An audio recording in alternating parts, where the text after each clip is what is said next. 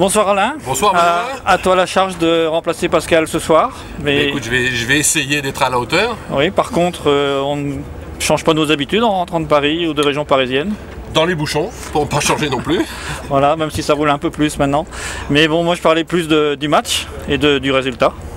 Ah, c'est évident, c'était un contexte qui était compliqué. On savait l'équipe de Saint-Leu qui était en pleine effervescence et qui mettait pas mal d'ambition sur la Coupe de France parce que le tour précédent, ils ont éliminé une équipe de National 3 qui était première de son championnat. Et c'était encore plus, le deuxième facteur a été d'intégrer dans notre intégration des nouveaux joueurs qui reviennent après blessure. Donc c'est pas facile de trouver des rotations collectives efficientes. Et le troisième critère à prendre en compte que Pascal a bien marqué sur le début de match, c'était d'éviter de se précipiter, de vouloir remonter le handicap des 21 points compte tenu de l'écart des divisions trop rapidement. Il fallait le gérer sur tout le match. Et ce que les garçons ont vraiment extrêmement bien fait et bien géré. Oui, ils l'ont fait très sérieusement parce que le risque, effectivement, c'est une équipe beaucoup moins forte sur le papier, 3 divisions en dessous, donc ils sont en région honneur. Oui, tout à fait, ouais. Voilà, donc il fallait les prendre correctement, ne pas les sous-estimer du tout. Ce qui était important, c'était de leur faire remarquer bien qu'on ne venait pas en touriste, on n'était pas venu ici pour visiter la capitale, qu'on était venu clairement avec des ambitions.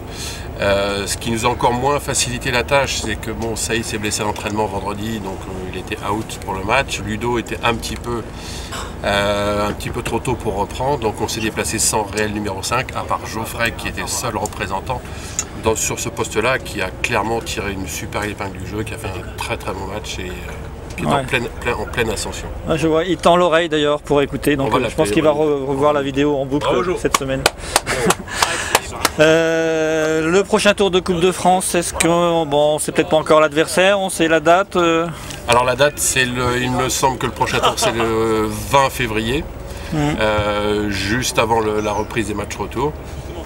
Donc pour nous ça va être très bien puisque ça nous fera aussi un challenge intéressant parce que lors de ce match-là, si l'équipe qui le remportera marquera un point de plus supplémentaire sur ses points championnat. Ouais, très intéressant. Le championnat notamment, on va retomber dedans samedi prochain. Gros déplacement de nouveau à Calais. Complètement, là à Calais c'est pareil. On a un mois de janvier, comme le disait Pascal la semaine dernière, très compliqué, avec des déplacements difficiles, stratégiquement importants. Ça commence par Calais la semaine prochaine, ça enchaîne ensuite sur on reçoit Angers.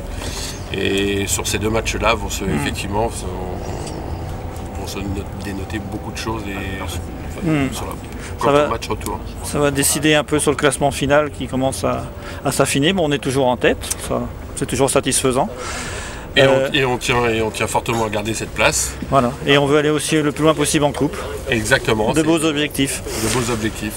Et écoute. Et encore une fois, donc bravo aux joueurs qui ont répondu collectivement vraiment sur ce match-là. Parce que c'était encore une fois assez compliqué sur tous les facteurs qu'on vient de dire. Merci Alain et puis bonne préparation du prochain match. Merci Benoît. Et à la semaine prochaine.